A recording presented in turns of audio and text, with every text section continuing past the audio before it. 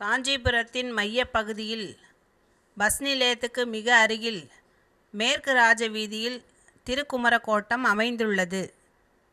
மேற்கு நோக்கிய ராஜகோபுரம்.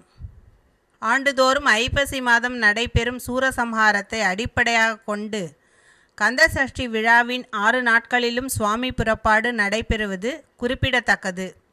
படைப்பு தொழிலை மேற்கொண்டிருந்த பிரம்மாவை குட்டி சிறையிலிட்ட பின்பு முருகப்பெருமானே படைப்பு தொழிலை மேற்கொண்டார்.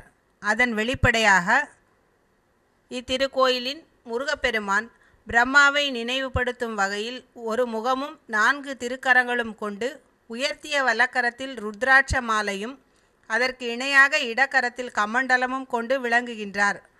மற்றொரு வலக்கரம் அடைந்தோரை காக்கும் அருள்நோக்குடன் அபயகரமாக விளங்குகின்றது. அதற்கு இணையான இடக்கரம் தொடையின் மேல் அமைந்தவாறு உள்ளது. இத்தலத்தில் மான் தோலை உடுத்தி தர்பையால் ஆன அரைஞான் அணிந்து காட்சி தருவது வேறெங்கும் காண முடியாத அருங்காட்சியாகும். இதனை காஞ்சி புராணத்தில் மாதவ சிவஞான முனிவர் பாடியுள்ளார். திருக்குளம் சரவண பொய்கை. கந்த புராணம் அரங்கேறிய மண்டபம் இத்திருத்தலத்தில் உள்ளது. இந்த முருகப்பெருமானை தினசரி பூஜித்து வந்த கச்சியப்ப சிவாச்சாரியார் கனவில் தோன்றி முருகன் நம் வரலாற்றை நற்றமிழில் பாடுக என கட்டளையிட்டார். எளியேன் எப்படி பாடுவேன் என்று மயங்கி நின்ற சிவாச்சாரியாருக்கு திகட சக்கர செம்முகம் என்று முதல் அடி எடுத்து கொடுத்து பாடுமாறு அருளினார்.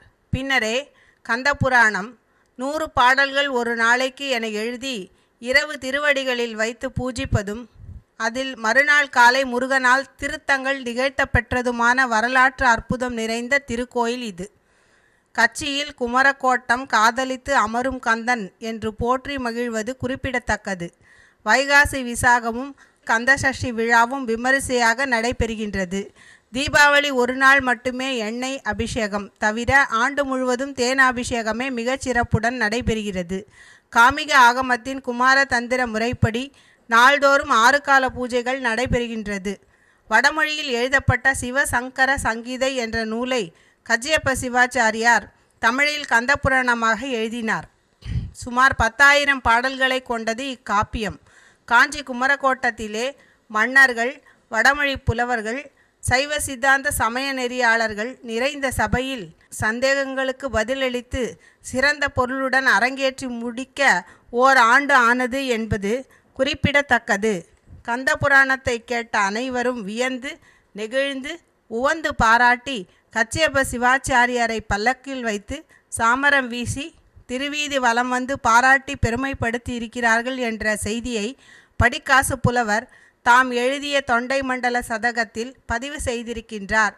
மூவிரு முகங்கள் போற்றி முகம் மொழி கருணை போற்றி ஏவரும் துதிக்க நின்ற ஈராறு தோள்கள் போற்றி மாவடி வைகும் செவ்வேள் மலரடி போற்றி அன்னான் சேவலும் மயிலும் போற்றி திருக்கைவேல் போற்றி போற்றி.